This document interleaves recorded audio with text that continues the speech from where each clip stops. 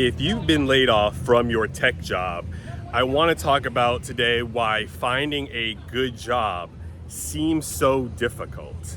And it's easy to say just go and switch industries, go and get another degree and do something completely different.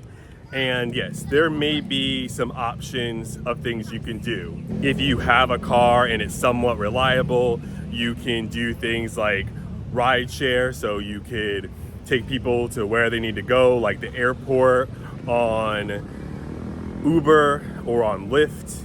If you're in the same situation but you don't want strangers in your car, you could do food delivery like DoorDash, Uber Eats, those kind of things. So there are options that probably have a pretty low barrier to entry. If you're in the US, I don't know how you're surviving without a car, so basically everyone should have a car. Whether a couple of months of doing this kind of activity will cause your car to break down and bankrupt you, that's a story for another day. But those are options that we have. In addition to that, there may be jobs that you don't really want, but you can kind of get. So you could do things in customer service. You can go into a call center. Maybe you can sell some Comcast, some Verizon, things of that nature. These are possibilities. Or you could do something like working in a warehouse. If you watch the channel The Fading Man, he went from, I don't know exactly what he was doing, I think it was graphic design, and he got laid off at 55. And from there, he went and got a job at the warehouse. So doing things like moving things around, handling hazardous materials. He also, I think, was trying to get a forklift operator license. So he was doing all kinds of things. A soft, cushy Nerf life, as you guys would say, to some really hard manual things, and probably putting his health on the line, handling the hazardous materials, because he also had that biohazard suit that he had to wear as well.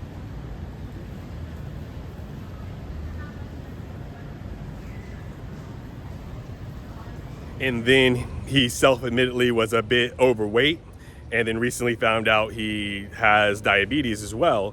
So, I mean, just being on your feet that long doing anything, even if he was just a cashier or something like that, would probably be pretty difficult. But I mean, I think that he admits that there are some serious health benefits to being on his feet, being a little bit more active. He was doing some changes to his diet. I mean, not a great situation to ever get laid off, but I think that he seems to be making the most of it. And I think he would say overall, it's probably for the best for his health and his longevity here on this earth to be more active, more healthy, and doing things and being more physical than he would be if he still had his office job. And then from there, there's also the ability to, I mean, I guess you'd have to, I mean, yeah, I don't guess, you would have to go back to school if you're going to be a nurse, because people say, oh, well, you could easily just be a nurse, but you can't just be probably any nurse. I think the only thing that is relatively recession proof would be being a bedside nurse. And you really got to have the stomach for that. I mean, I don't think it's easy to just watch people. I mean, I've heard stories from my friends who are nurses of getting poop thrown at you and watching people die, watching family members struggle and suffer. It's not as easy as just going out there and tomorrow I'm going to be a bedside nurse. No, I mean, you need to, I imagine, get a registered nurse degree or something like that, right? Before you can do that. And then in addition, you got to deal with all that kind of stuff.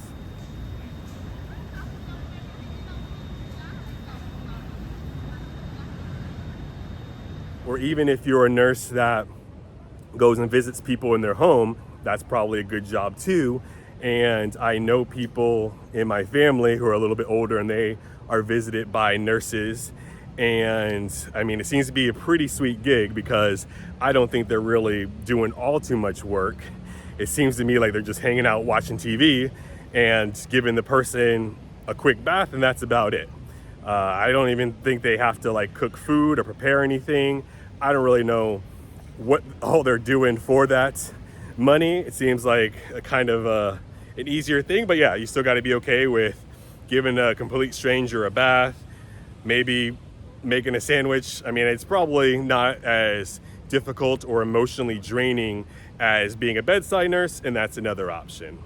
And then another thing is going into the trade. So you're not going to have to get a bachelor's degree for that, which is pretty good, but you will have to go and get some kind of certifications. So you could do HVAC. Like I watched this one YouTuber, Trevor Deliveries. He took a break from doing DoorDash and Uber Eats and those kind of food delivery services to go and do HVAC for the summer in the city he was in.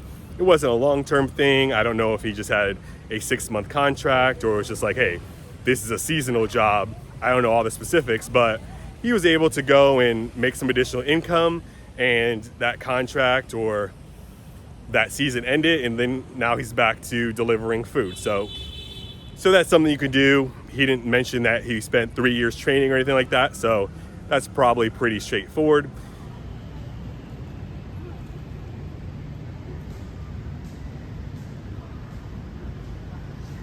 And then you could do other trades like doing hair, like being a mechanic, but you're gonna have some kind of knowledge or passion, I think, to do those things right. And then you could also be an electrician, but I gotta imagine these are pretty physically demanding jobs, especially if you gotta go in attics or basements or under the house, or crouch down to fix things. And I guess the same thing is with a mechanic as well. You might have to lay on your back. I don't know too much about being a mechanic, but it's not going to be something that's for everybody. And if you're a little bit older, or even if you're younger and you have some kind of reoccurring health problems, there might be an issue. So there are jobs that you could get. And obviously people will suggest getting a CDL and being a truck driver. But if you have a wife and kids or husband and kids, whatever your situation is, you might not want to be away from your family for days at a time. And it could be one of those, well, you got to do what you got to do. But I think all of these jobs are a matter of you got to do what you got to do. And these are jobs. These are jobs where you can get a paycheck, and that is nice. But if you were in technology, I wouldn't classify these as good jobs. Just because they're a job doing something doesn't mean they're a good job. I mean, maybe they're stopgaps besides having to go get a nursing degree, or maybe they are good temporary things. But I mean, would you really think that's a good job compared to your tech job where you're making 6 figures, where you were able to be in the air conditioning, not do anything physically demanding, and it was mostly like intellectual things that you got to think of and leaderships and just going off of your experience as opposed to trying something new that you might be absolutely terrible at. So I mean, I think that's something to really consider too in the grand scheme of all these things. So I think it's just a matter of just not being able to find a good transferable job. Okay, if you were doing anything, even if you were doing coding, or if you were doing quality assurance or project management or business analyst or any of these things. I mean, these roles that I spent the past 6 minutes, 7 minutes talking about are nothing like that. At least you would think, all right, well, maybe you can easily switch into being an accountant or a financial analyst or something not so wildly, drastically different. So, I mean, when you have a job where you can work indoors and you have 10, 15, 20 years experience in that. I mean, having to go from a graphic designer to a warehouse, working in a warehouse with hazardous goods, like, yeah, people might be jealous that you had that success. And I was always very grateful and prayed to God every day and thanked him for the ability to have that. But, and like we said, at some points you have to do what you have to do, but I still would not classify most of the jobs that are actually available right now as good jobs. So I think it's very hard to find anything that would be a good transition job from being in IT. I don't see the job that's like, all right, well, IT might be IT jobs as we know it might be completely gone. There might be no way to land any sort of IT job that's any good. Okay, then what is a good alternative? Like I said, what can you basically just use your transferable skills? To me, if you're in IT, and you're looking for a job and you can't find it, all these jobs are basically starting over. I mean, with 15 years of experience in something, why do you have to start over? I'm sorry, to me it doesn't make any sense. It could be like you could go from one thing or another, right? So if you're in sales, maybe you spent 10, 15 years selling microchips or supercomputers, whatever. This is just an analogy. And then you go to selling cars, or you go to, I don't know, selling subscription plans for software as a service. I mean, okay, you're still in sales. It's still not that far of a stretch. But for IT, in that realm, what do you go to? Like being a bank teller, signing people up for credit cards? I mean, I don't know what a good job would be if you just suddenly cannot get back in IT. But that's why we have this labor gains community, and I'd love to hear from you down in the comments below, because I want to know what is actually a good career you can get if you can't land anything in technology. Like, what's a good transition that makes sense, that you're like, this isn't what I was doing before, but this is not too bad. So I'd love to hear your suggestions, because I have absolutely no idea.